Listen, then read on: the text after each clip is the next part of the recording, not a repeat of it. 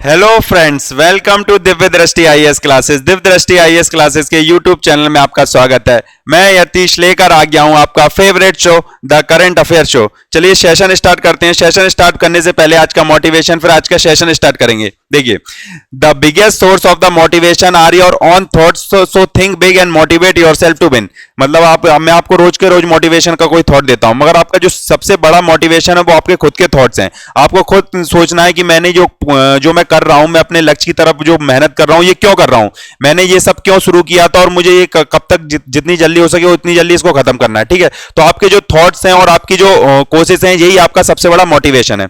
चलिए session start करते हैं। पहला क्वेश्चन आपके स्क्रीन पे, फिर अपन पूरा डिटेल में इसको डिस्कस करेंगे। चलिए देखिए, according to the IMD warning which cyclone में reach Andhra and Orissa coast by 4 December. ठीक है, जो 4 दिसंबर को है, तो अभी आईएमडी जो इंडियन मेट्रोलॉजिकल डिपार्टमेंट है भारत का, जो मौसम के रिलेटेड सारे आपको अलर्ट देता है, तो उसने बोला कि हाल ही में कौन सा साइक्लोन है जो भारत में आ जाएगा, आंध्र प्रदेश और उड़ीसा के तट से टकराएगा। ऑप्शन ए है साइक्लोन भोला, बी है साइक्लोन जावेद, सी है साइक्लोन गुलाब, या डी है साइक्लोन चिली। ठीक है, इनमें से कौन सा है जो 4 दिसंबर को आपका चक्रवात है जो आंध्र प्रदेश और उड़ीसा के कोस्ट से टकराएगा। ठीक है, तो इसका करेक्ट आंसर है साइक्लोन जावेद। ठीक है, साइक्लोन जावेद है। आप जानते होंगे कि जो इंडिया का बे ऑफ बंगाल वाला कोस्ट है, इस पे फ्रीक्वेंटली क्या होते हैं, साइक्लोन्स आते रहते हैं। ठीक है, अब साइक्लोन क्या होता है, साइक्लोन आप जानते होंगे कि जो अपनी जो विंड की मूवमेंट्स होती है, तो जो high pressure to low pressure जाती है। ठीक है, तो उच्च दाब से लेके निम्न दाब पे जाती है। ठीक है, तो इसी में क्या होता है, जब ये पानी के उधर पे आ जाती है तो ये साइक्लोन्स बनाती है। ठीक है, तो इसी तरीके से ये साइक्लोन है जावेद, जो कि भारतीय आंध्र प्रदेश और उड़ीसा तट पे आने वाला। ये देखिए, cyclone Jawad, IMD issue alerts for north Andaman and Orissa coast. ठीक है, बोला है। अब बात आता है आपसे, साइक्लोन में सबसे ज्यादा क्वेश्चन पूछे जाते हैं कि जो साइक्लोन है इसका नाम किसने दिया। ठीक है, आपने इससे पहले देखा होगा कि एक साइक्लोन आया था गुलाब। ठीक है, ये क्वेश्चन भी आया था आपके एग्जाम में कि इसका नाम गुलाब किसने दिया, तो पाकिस्तान ने दिया। ठीक है, उसके बाद आया था साइन, जिसका नाम किसने दिया था, कतर ने। अब ये देखिए जावेद, जावेद जो साइक्लोन है उसका नाम किसने दिया, सऊदी अरेबिया में। ठीक है, अब ये आती है कि नाम जो सर कैसे दिए जाते हैं, तो जो वर्ल्ड मेट्रोलॉजिकल डिपार्टमेंट है जो दुनिया भर में जो देखता है, उसने क्या, जो इंडियन ओशियंस में जो आपके जो हिंद महासागर है, इसमें जितने भी साइक्लोन आते हैं, चक्रवात आते हैं, जितनी भी कंट्री हैं जो इंडियन ओशियन से तट लगाती है, उनको एक एक बार मौका दिया जाता है कि वो अपने नाम के हिसाब से जो उनको सही लगे उस हिसाब से इसको नाम दें। ठीक है, तो इस बार मौका था किसका, सऊदी अरेबिया का। तो सऊदी अरेबिया ने इसको नाम दिया है जावेद। ठीक है, तो इस तरीके से याद रखिए कि आपको ये पूछा जाता है किसने नाम दिया है, तो जावेद नाम दिया है सऊदी अरेबिया ने। ठीक है, ठीक है, नेक्स्ट क्वेश्चन देखिए। नेक्स्ट क्वेश्चन आपके स्क्रीन पे, इंपॉर्टेंट क्वेश्चन है आपके लिए। 2 December Bhopal gas tragedy is celebrated as which day. ठीक है, आप जानते होंगे भोपाल में एक बहुत ही ज्यादा काफी ज्यादा ट्रेजेडी हुई थी, काफी ज्यादा डिजास्टर हुआ था। ठीक है, 2 दिसंबर को, जिसको आप भोपाल गैस ट्रेजेडी के नाम से जानते हैं। ठीक है, तो हर साल 2 दिसंबर को अपन किस दिवस के रूप में मनाते हैं, ठीक है, आपको ये बताना है। हिंदी में देखिए, 2 दिसंबर भोपाल गैस ट्रेजेडी को किस दिवस के रूप में मनाया जाता है। ऑप्शन ए है ब्लैक डे, बी है डिजास्टर डे, सी है नेशनल पोल्यूशन कंट्रोल डे, या डी है क्लीन अप डे। ठीक है, तो हर साल जो 2 दिसंबर है, अपन भोपाल गैस ट्रेजेडी की याद में हर साल 2 दिसंबर को मनाते हैं नेशनल पोल्यूशन कंट्रोल डे। ठीक है, आप जानते होंगे कि जो भोपाल में गैस ट्रेजेडी हुई थी, जिसमें आइसोसाइनाइड गैस निकला था, आइसोसाइनाइड गैस की वजह से आप जानते हो कि उसको काफी थाउजेंड्स ऑफ लोगों की उसमें डेथ हुई थी। ठीक है, और इतना ज्यादा पॉल्यूशन हुआ था, इतना ज्यादा पर्यावरण दूषित हुआ था कि उसके बाद भी जो डिजास्टर होने के कई साल तक इस चीज से लोग पीड़ित रहे थे। तो उसी की याद में कि कैसे पॉल्यूशन को अब हम लोग कंट्रोल करना है कि दूसरे ऐसे डिजास्टर आगे फ्यूचर में ना हो, तो इसलिए किए गए। ठीक है, तो ये देखिए, national pollution control board, eating what certain foods help boost. ठीक है, तो ये 2 दिसंबर को अपना मनाया गया। ठीक है, तो आप ये देखिए, जो आपका जो भोपाल गैस ट्रेजेडी हुई थी, जो 2 से 3 दिसंबर 1984 को इसकी रात में हुई थी। ठीक है, भोपाल में एक फैक्ट्री लगाई गई थी जिसका नाम था यूनियन कार्बाइड। ठीक है, यूनियन कार्बाइड जिसको एंडरसन नाम के रेगुलेट करते थे व्यक्ति। ठीक है, मिथाइल आइसोसाइनेट गैस का लीकेज हुआ था, जो आपके फैक्ट्री था उससे मिथाइल आइसोसाइनेट का रात में लीक हो गया। तो काफी ज्यादा लोग, थाउजेंड्स ऑफ लोग उस रात में सोते ही सोते हमेशा के लिए क्या हो गए, डेथ हो गई उनके लिए। ठीक है, तो अपन 2 दिसंबर को, तो इसीलिए उस साल से ही अपन क्या मनाने लगे, अब हर साल अपन 2 दिसंबर को पोल्यूशन कंट्रोल दिवस मनाने लगे। तो इंपॉर्टेंट है, आपके पूछा जा सकता है कि राष्ट्रीय प्रदूषण नियंत्रण दिवस किस दिन मनाया जाता है, तो 2 दिसंबर को भोपाल गैस ट्रेजेडी की याद में मनाया जाता है। ठीक है, नेक्स्ट क्वेश्चन देखिए, इंपॉर्टेंट क्वेश्चन है।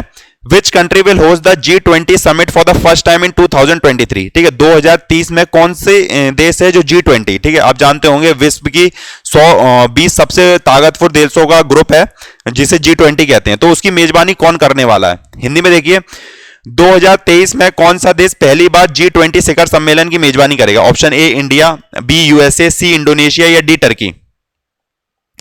ठीक है, तो इसका करेक्ट आंसर है इंडिया। ठीक है, तो इंडिया क्या करेगा? होस्ट करेगा 2023 में जो आपका G20 समिट है। ठीक है, दुनिया में जितने सबसे ज्यादा जो ताकतवर देश हैं वो इसके ग्रुप के मेंबर हैं G20 के। ठीक है, जब दुनिया की 85% 85% ऑफ जो इकोनॉमी है उसको रेगुलेट करते हैं। ठीक है, 65 से ज्यादा 65 मोर देन 65% पॉपुलेशन इन देशों में रहती है। ठीक है, तो आप समझ सकते होंगे कि दुनिया के सबसे ताकतवर देश जो देश हैं वो इसके मेंबर हैं। ठीक है, तो अब G20 क्या है आप ये देखिए। ठीक है, पहले आप एक ग्रुप जानते होंगे जिसे अपन G7 बोलते हैं। ठीक है, G7 में दुनिया के सबसे आर्थिक रूप से जो सबसे समृद्ध देश हैं वो होते हैं। ठीक है, जैसे कि आपने देखा होगा कनाडा है, फ्रांस है, जर्मनी है, इटली है, जापान है, यूनाइटेड स्टेट और यूनाइटेड अमेरिका है। ठीक है, उसी के बाद क्या हुआ था? G8 हुआ करता था, मगर रशिया ने जब क्रीमिया को हथिया लिया, क्रीमिया पे आक्रमण करके उसको हथिया लिया, तो G8 में से इसको रशिया को हटा दिया था, फिर ये G7 बन गया। ठीक है, तो मगर G20 में आप देखिए, G20 में G7 के देशों के साथ साथ ये देश भी इंक्लूड होते हैं, जैसे Argentina, Australia, Brazil, China, European union, India, Indonesia, Mexico, Saudi Arabia, south Africa, south Korea और टर्की। अब आप देखिए, दुनिया का ऐसा कोई देश नहीं होगा जो आपको इसमें दिख नहीं रहा होगा। जो दुनिया के सारे देश हैं, जो जितने भी पावरफुल देश हैं, सब इसके मेंबर हैं। ठीक है, और इसको होस्ट करने के लिए क्या इंडिया 2023 के लिए तैयार है। अब आप देखिए, दुनिया के सबसे ताकतवर देश और सबसे समृद्ध देश भारत में आएंगे 2023 में। ठीक है, तो इसीलिए अब भारत ने आज ही से प्रिपरेशन इसकी शुरू कर दी और इसके लिए ट्रायो बना लिया। ठीक है, ट्रिको बना लिया। ठीक है, तो ये क्या होता है? ये 3 देशों का एक सदस्य होता है, जैसे कि इस बार 2023 में भारत में होने वाली है ये समिट, 2022 में ये इंडोनेशिया में, और 2021 में ये टर्की में, उसके बाद 2022 में आपकी इंडोनेशिया में, और 2023 में भारत में होगी। तो ठीक है, तो ये तीनों देश मिलकर क्या बना लेंगे? ट्रिको बना लेंगे। ठीक है, जैसे पहले 2021 में कहां हुई? आपकी टर्की में हुई। ठीक है, तो टर्की ट्राइको का देश सदस्य बन जाएगा। ठीक है, 2022 में आपकी 2021 में यहां हुई, 2022 में आपकी इंडोनेशिया में होने वाली है। ठीक है, तो इंडोनेशिया इसका सदस्य बन जाएगा 2022 के लिए, और फिर 2023 में का इंडिया बन जाएगा। ठीक है, ये क्यों बनाया जाता? ताकि आपको जो व्यवस्था करनी पड़ेगी, इतने सारे देशों को आपको आमंत्रित करना पड़ेगा, इतने सारे देश आएंगे, तो उसके लिए इसको बनाया जाता है। ठीक है, तो नेक्स्ट देखिए, नेक्स्ट मूव ऑन करते हैं। Which city has topped the list of the world's most expensive city released by the Economics Intelligence Unit? ठीक है, एक आपने देखी होगी, एक इकोनॉमिक्स इंटेलिजेंस यूनिट है जिसकी किताब आती है द इकोनॉमिस्ट। ठीक है, तो उसी ने अभी निकाला है कि दुनिया में सबसे महंगा देश कौन सा है रहने के लिए। मतलब कहीं आप उस देश में जाते हैं तो आपको दुनिया का सबसे महंगा देश है, मतलब वहां पे रहना सबसे महंगा पड़ता है आप लोगों को, सबसे ज्यादा आपकी जेब पे भारी पड़ेगा। तो आपको बताना कौन सा देश है? ए मुंबई, बी मॉस्को, सी संघाई या डी तेल अवीव। ठीक है, तो आपने जानते होंगे इजराइल का एक शहर है जिसका नाम है तेल अवीव। ठीक है, उसी को क्या माना गया? उसी को माना गया कि दुनिया का सबसे कॉस्टली देश शहर यही है, कहीं यहाँ पे रहना सबसे महंगा है। और इसी तरीके से सीरिया का एक शहर आप जानते होंगे दमाकस, वो सबसे सस्ता है। ठीक है, तो ये देखिए, Tel Aviv overtake Hong Kong, Paris and Zurich as the most expensive city to live. ठीक है, तो इकोनॉमिस्ट इंटेलिजेंस आप देखते होगे, द इकोनॉमिस्ट करके एक मैगजीन भी आती है, उसी को इसको 1946 में लंदन में फाउंड किया गया था, उसी के द्वारा निकाला गया है कि दुनिया का सबसे कॉस्टलीस्ट शहर कौन सा है? तेल अवीव। इजराइल का देश है, तो इजराइल का देश है, तेल अवीव इजराइल की कैपिटल भी है। ठीक है, इंडिया मानता है कि तेल अवीव इजराइल की कैपिटल है, मगर बहुत से मगर इजराइल मानता है कि हमारी कैपिटल क्या? पैलेस्टीन है। मगर आप जानते, सॉरी वो है, पैलेस्टीन का मुद्दा रहता है, जेरूसलम इनकी कैपिटल है। तो आप जानते होंगे, मगर जेरूसलम क्या होता है? जेरूसलम इजराइल और पैलेस्टीन के बीच में काफी ज्यादा विवाद का मुद्दा रहता है। ठीक है, तो इसकी वजह से तो विवाद का मुद्दा रहता है, इसलिए भारत मानता है कि इजराइल की कैपिटल तेल अवीव है। अभी तक तेल अवीव ही सारे देश मानते थे, मगर यूएस ने जब से माना है कि जेरूसलम इजराइल की कैपिटल है, तो इजराइल जब से मानने लगा कि जेरूसलम हमारी कैपिटल है। ठीक है, तो याद रखना। और दुनिया का सबसे सस्ता देश आप कहेगा तो दमाकस है, दमाकस। ठीक है, दमाकस कहां है? इजराइल में। ठीक है, वो सॉरी सीरिया में। क्लियर? तो नेक्स्ट मूव ऑन करते हैं। आप नेक्स्ट क्वेश्चन देखिए, which city hold the number 1 spot in the sustainable development global urban index 2021 launch by NITI Aayog. ठीक है, आप जानते होंगे कि जैसे सस्टेनेबल डेवलपमेंट गोल्स हैं, ठीक है, सस्टेनेबल डेवलपमेंट सशक्त विकास लक्ष्य हैं जो अपने उसको जो पाना है 2030 तक, तो उसी तरीके से जो नीति आयोग है उसने भी सस्टेनेबल डेवलपमेंट इंडेक्स जारी किया शहरी के लिए, शहरों के लिए। तो उसमें किस शहर ने टॉप किया आपको ये बताना है। हिंदी में देखिए, नीति आयोग द्वारा शुरू किए गए सतत विकास लक्ष्यों शहरी सूचांकन 2020-21 में कौन सा शहर नंबर 1 स्थान पर रहा है? A option Nainital, B Indore, C Shimla या डी चंडीगढ़। ठीक है, तो शिमला इसमें टॉप किया है। शिमला में सबसे अच्छी जो आप देखते होंगे पॉवर्टी के लिए, एजुकेशन के लिए, हेल्थ के लिए सबसे अच्छा मैनेजमेंट किया है नीति आयोग ने, जो इंडेक्स निकाला है उस सूचांकन के अनुसार। ठीक है, तो ये देखिए NITI Aayog launches sustainable urban development index. ठीक है, Shimla, Coimbatore, Chandigarh, Thiruvananthapuram and Kochi have top the list of NITI Aayog sustainable development goal. ठीक है, अब बात आती है कि ये सस्टेनेबल डेवलपमेंट क्या होता है। ठीक है, एसडीडी गोल्स क्या होता है, जो आपने देखे होंगे, जिसको अपन को 2030 तक अपन को हासिल करनी है, कि ये सब चीजें करनी है। ठीक है, तो पहले नो पॉवर्टी, मतलब अपन को जो गरीबी है पूरी तरीके से खत्म करनी है। ठीक है, इसी तरीके से आपके 17 गोल हैं, मतलब ये 17 गोल्स हैं जो एसडीजी गोल हैं, इसको पाना है हर देश को। पॉवर्टी नहीं होनी चाहिए, हंगर नहीं होनी चाहिए, जो आपका न्यूट्रिशन लेवल अच्छा होना चाहिए, क्वालिटी एजुकेशन होनी चाहिए, जेंडर इक्वालिटी होनी चाहिए। तो ऐसे ऐसे आपको कितने लक्ष्य रखें? ऐसे 17 लक्ष्य रखें कि जिसको पा लिया जाएगा तो सस्टेनेबल डेवलपमेंट होगा। सस्टेनेबल डेवलपमेंट का मतलब क्या? आज आप लोग जो भी आपके संसाधन हैं उनका इस्तेमाल करते हो। ठीक है, जो आपकी फ्यूचर में जनरेशन आने वाली है वो भी कहीं आप इस तरीके से इस्तेमाल करोगे तो आपकी जो संसाधन बचे हैं, जो आप अपनी फ्यूचर जनरेशन को या अपनी आने वाली पीढ़ी को भी दे सकते हो। ठीक है, तो इस तरीके से आपको चलना है। नेक्स्ट क्वेश्चन देखिए, इंपॉर्टेंट क्वेश्चन है। Presently MSP is given for how many crops. ठीक है, अभी आप जानते होंगे कि केंद्र सरकार ने तीनों कृषि कानून वापस ले लिए। ठीक है, तो एमएनसी से रिलेटेड, एमएसपी से रिलेटेड, जिसे मिनिमम सपोर्ट प्राइस बोलते हैं या न्यूनतम समर्थन मूल्य बोलते हैं, इससे रिलेटेड आपके लिए क्वेश्चन आ सकता है एग्जाम्स में। तो आप बताइए हिंदी में। देखिए, वर्तमान में कितने फसलों के लिए एमएसपी दिया जाता है? ए 25 फसलों के लिए, बी 23 फसलों के लिए, सी 20 फसलों के लिए, 10 फसलों के लिए। ठीक है, तो इसका करेक्ट आंसर है 23 फसलों की। ठीक है, तो प्रेजेंट में 23 फसलों के लिए एमएसपी दिया जाता है। तो हर साल सरकार क्या करता है, एमएसपी रेट निकालता है कि इस साल के लिए खारिफ के लिए एमएसपी ये रहेगी, राबी के लिए ये रहेगी। ठीक है, तो अभी आप जानते होंगे अभी तक क्या ये सरकार तय करती है। ठीक है, तो अभी तक किसानों का ये है कि इसको क्या आप वैधानिक रूप से मान्यता दे दीजिए, मतलब इसके लिए कोई कानून बना दीजिए कि एमएसपी हमें मिलता ही रहेगा। ठीक है, तो ये काफी ज्यादा वो चल रहा है। आप जानते होंगे तीनों कृषि कानून थे वो तो सरकार ने वापस ले लिए, और उसके बाद भी क्या हुआ, अभी भी अपोजिशन काफी ज्यादा चल रहा है। ठीक है, तो एमएसपी हर साल सरकार तय करती है। तो याद रखना, अभी 23 क्रॉप्स के लिए, अभी 23 ऐसी फसलें हैं जिनके लिए एमएसपी डिसाइड करते हैं सरकार। क्लियर। नेक्स्ट क्वेश्चन देखिए, from which country Indian army got the advance Heron drone. ठीक है, एक हेरोन ड्रोन है, तो वो किस इंडियन आर्मी को किस देश के द्वारा मिला है। ठीक है, हिंदी में देखिए, हिंदी में देखिए, पर अपन इसको डिस्कस करते हैं। ठीक है, किस देश से इंडिया को मिला है? भारतीय सेना को किस देश से एडवांस हेरोन ड्रोन मिला है?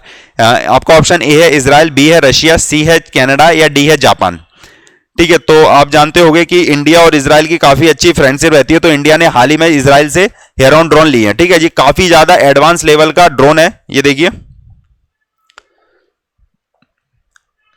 देखिए, keeping an eye on the Chinese PLA, India deploy advance Israel origin Heron drone near disputed border. ठीक है, biggest Indian army get Israel hero drones a worry for the China. ठीक है जी, काफी ज्यादा advance drone है, और इसके क्या, एक तो इसके काफी स्लीथ फीचर काफी अच्छे हैं। Stealth feature in the sense, मतलब इसको रडार के अंदर कैच करना बहुत ही ज्यादा मुश्किल है। दूसरा, ये काफी ज्यादा आर्म्स और एम्यूनिशन से लोडेड है। जो एडवांस आर्म्स है इजराइल के, जितने भी एडवांस आर्म्स है उससे ये काफी ज्यादा लोड है, इसलिए ये काफी ज्यादा वरिंग है। किसके लिए? चाइना के लिए। और चाइना और इंडिया ने इसे डिप्लॉय भी कहां किया? जहां पे पीएलए रहती है, people liberation of army of China. ठीक है, तो वहीं पे इसने इंडिया ने डिप्लॉय भी किया है। नेक्स्ट क्वेश्चन देखिए, who has become the new CEO of the e commerce company Myntra. ठीक है, आप जानते होंगे एक ई कॉमर्स कंपनी है मिंत्रा, उसके हाल ही में नए सीईओ किसको बना दिया है। ठीक है, अभी अपन ने देखा था लास्ट करंट अफेयर में कि जो अपने उसके सीईओ, ट्विटर के सीईओ किसे बनाया, तो अब मिंत्रा के सीईओ किसको बनाया गया, आपको ये बताना है। ई कॉमर्स कंपनी मिंत्रा की नई सीईओ कौन बनी है? ए आरती सिंह, बी कमला देवी, सी पुनीता अग्रवाल या डी नंदिता सिन्हा। ठीक है, तो इसका करेक्ट आंसर देखिए, इसका करेक्ट आंसर है नंदिता सिन्हा।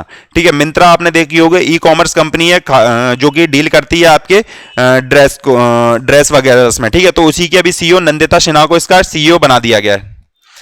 ठीक है, ये देखिए, Nandita Sinha to take over as a Myntra CEO. ठीक है, नंदिता सिन्हा उसको इनका सीईओ बना देगा। ठीक है, मिंत्रा के बारे में थोड़ा अपन जान लेते हैं। 2006 में इसको फाउंड किया गया था, 2006 में। अभी इसकी नंदिता सिन्हा इसको 1 जनवरी 2022 से इसको टेक ओवर करेंगी। ठीक है, बेंगलुरु में इसका हेडक्वार्टर है। और ये पेरेंट कंपनी किसकी है? फ्लिपकार्ट की। आप जानते होंगे एक फ्लिपकार्ट कंपनी है, उसकी पेरेंट कंपनी इसकी कौन सी है? फ्लिपकार्ट। ठीक है, ठीक है, फ्लिपकार्ट ने इसको एक्वायर कर रखा था, कर लिया था, ठीक है, तो ये उसकी पेरेंट कंपनी है, मुकेश बंसल के द्वारा इसको बनाया गया था, ठीक है।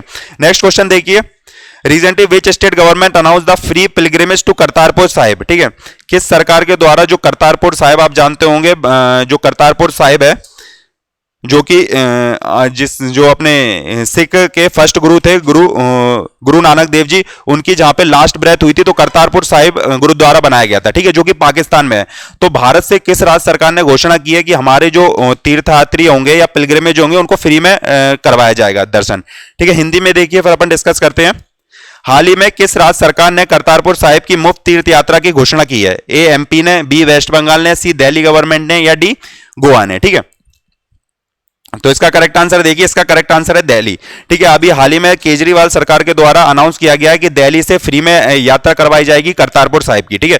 करतारपुर साहिब गुरुद्वारा आप जानते होंगे पंजाब, वो पाकिस्तान में है, जिसमें क्या हुआ, जो फर्स्ट गुरु थे सिख के, गुरुदेव जी, उनके द्वारा क्या हुआ था, उनकी लास्ट ब्रेथ वहां पे उनकी द्वारा ली गई थी, ठीक है। तो ये देखिए, Kejriwal announces free pilgrimage to Kartarpur Sahib, ठीक है, करतारपुर साहिब की, ठीक है। तो दिल्ली सरकार का एक वो चलता है कार्यक्रम जिसका नाम है मुख्यमंत्री तीर्थ योजना, ठीक है, मुख्यमंत्री तीर्थ योजना है। तो उसी के अंदर एक और नया इन्होंने जगह या पिलग्रिमेज सेंटर इंक्लूड कर दिया, वो की क्या, आपका करतारपुर साहिब, ठीक है। तो अब वहां पे श्रद्धालु आराम से जा सकते हैं, पूरी यात्रा में 3 से 4 दिन लगेंगे और पूरा इनको उसको ये सरकार के द्वारा फंडेड किया जाएगा, ठीक है। तो होप आपको समझ में आ गया होगा। तो this is for the day, hope आपको सेशन पसंद आया होगा, पसंद आया तो प्लीज लाइक शेयर सब्सक्राइब कर दीजिए, और दिव्य दृष्टि के न्यू टारगेट एमपीपीएससी बैच 13 दिसंबर से ज्वाइन करना ना भूलिए। Thank you very much for joining the session.